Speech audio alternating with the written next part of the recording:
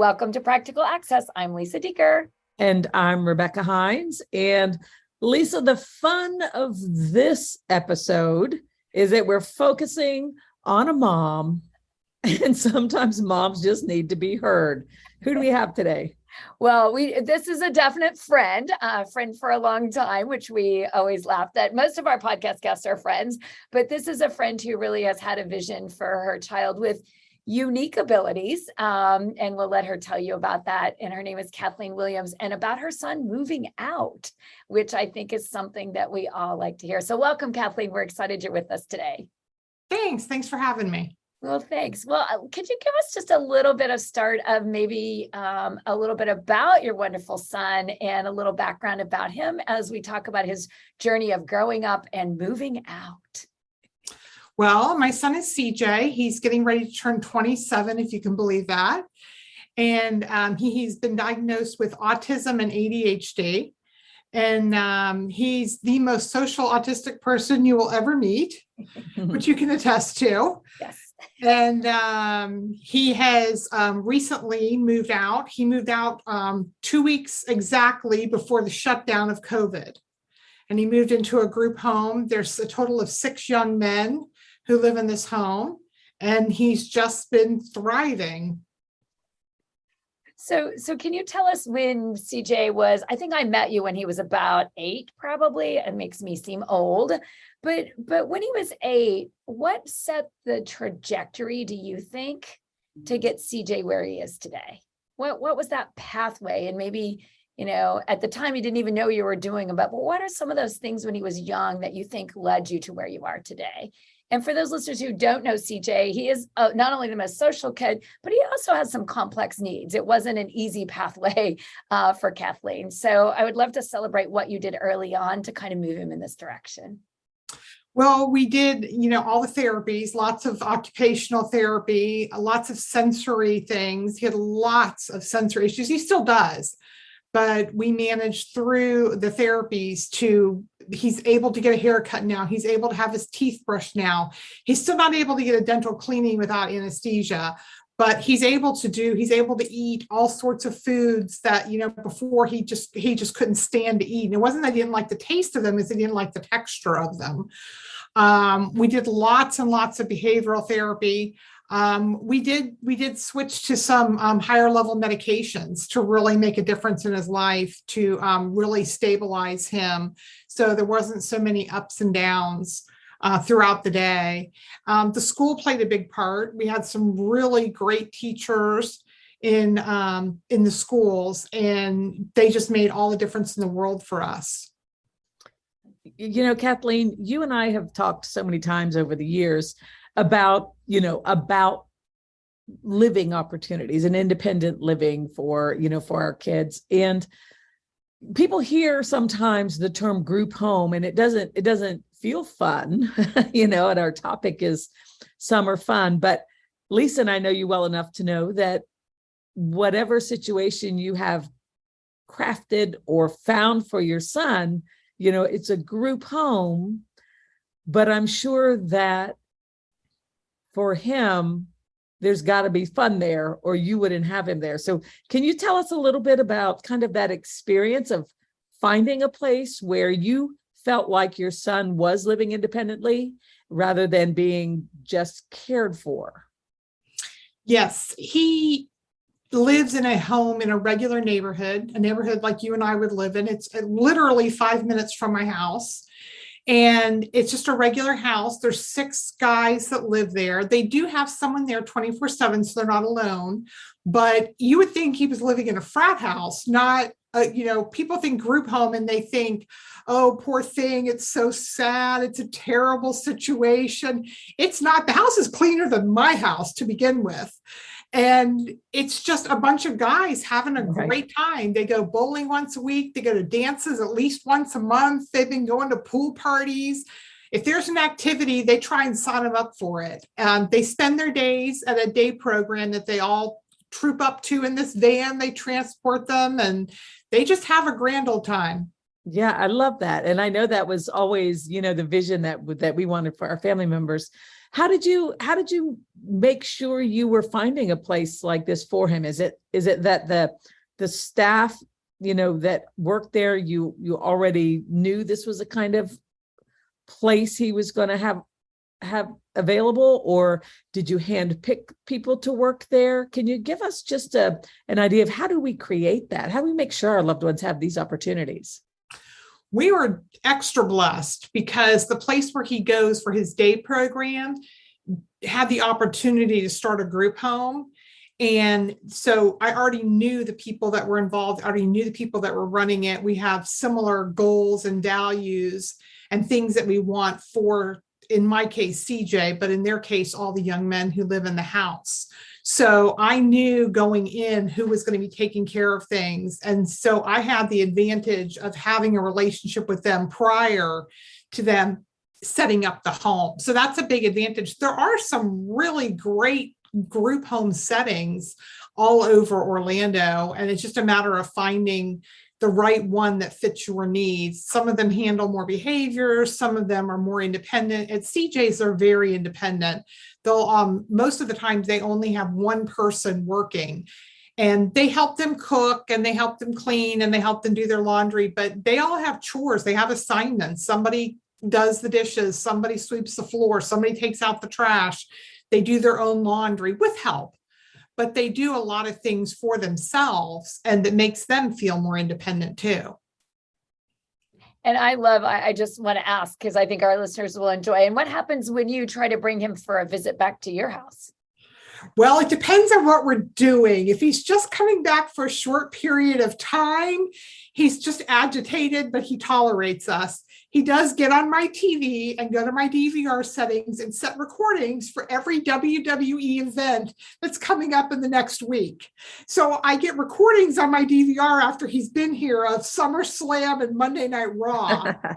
If I try to make him spend the night, which does happen at Christmas time, he complains. The first time we made him spend the night here after he had moved out, he was terrified that we were not going to let him go back to the group home. And all 6 feet and 230 pounds of him stood in my living room and jumped up and down like a 2-year-old and declared, "I sleep at the group home." So now he knows that at Christmas he comes home for 2 nights, but he's not happy about it. And again, I think that's what I want our listeners to realize, is that you're having fun because you see his independence, but he's having fun too. And I know there was a journey. I'm going to ask just a little bit of a backward part of the journey, because one of the other things, I think you mentioned teachers and all of that therapy, but literally CJ was very included. Can you share just with our listeners, like what high school did to set him up to where he is today? Because I know that was a very inclusive experience for him. He was very, very blessed. We had a wonderful teacher at high school, and she helped us pave the way with inclusion. I really pushed the issue and really wanted him to be included with the athletes. He's very athletic. He loves sports.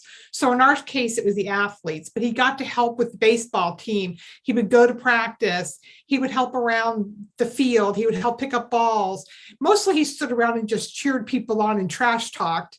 But during games, he would stand in the dugout. They actually got him his own uniform shirt that had CJ on the back of it. And then the football team got involved, and he was on the sidelines for the football games. He would go out to practices. He didn't really help much, but he was there to encourage, throw the ball around, hang out with the guys. During games, he liked to high five, whack people on top of their helmets.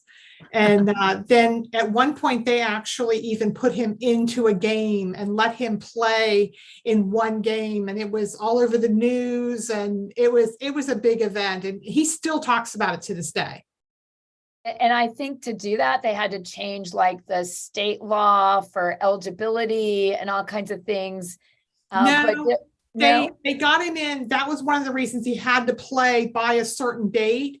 Was that there's certain rules about eligibility, but he had to wear a mouth guard, he had to wear pads, he had to wear a uniform. And I still talk about the poor guy that had to stuff him into his football pants.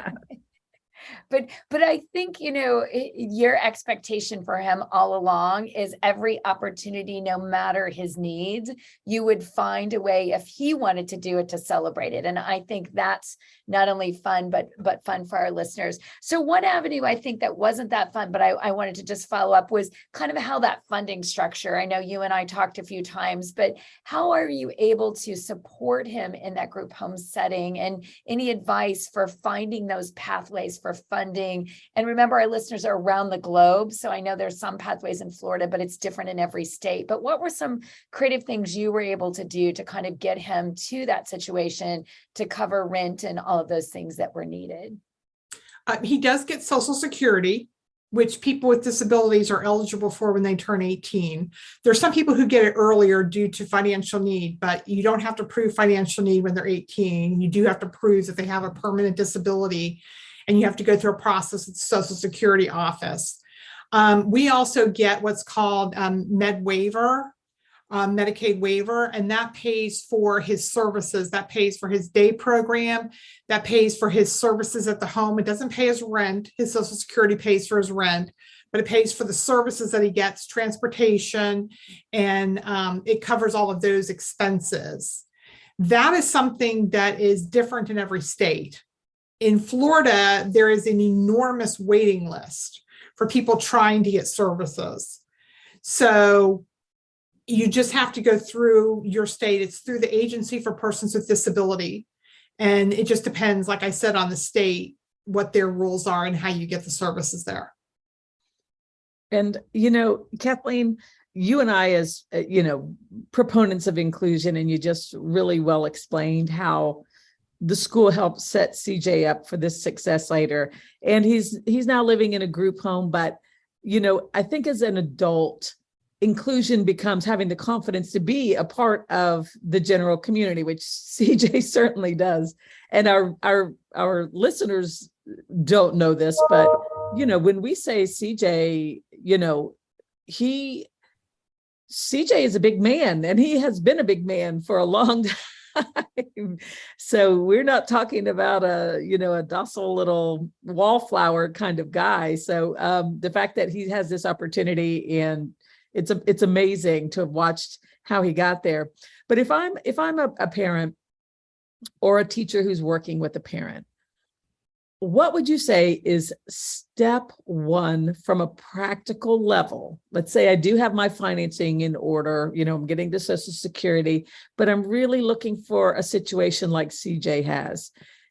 What would you say would be the first step for someone to help their student move out and have the kind of fun he does?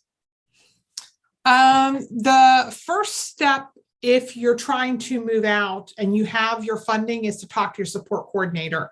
The support coordinators are the people that work with in different states. I'm sure it might have a different name, but in Florida, it's called the support coordinator, and they help you facilitate your med waiver money. And they actually have the information about different group homes that are available, and they can help you find a group home. I found my own group home because of my unique situation. Normally, you have to have a support coordinator help you find homes. Well, can you tell me, because, again, I live in the same state.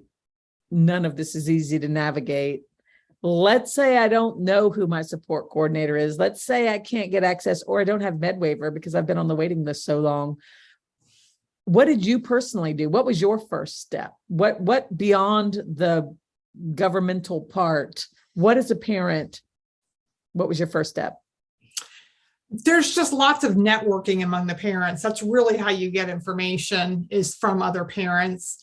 That's how you find out about good group homes, bad group homes.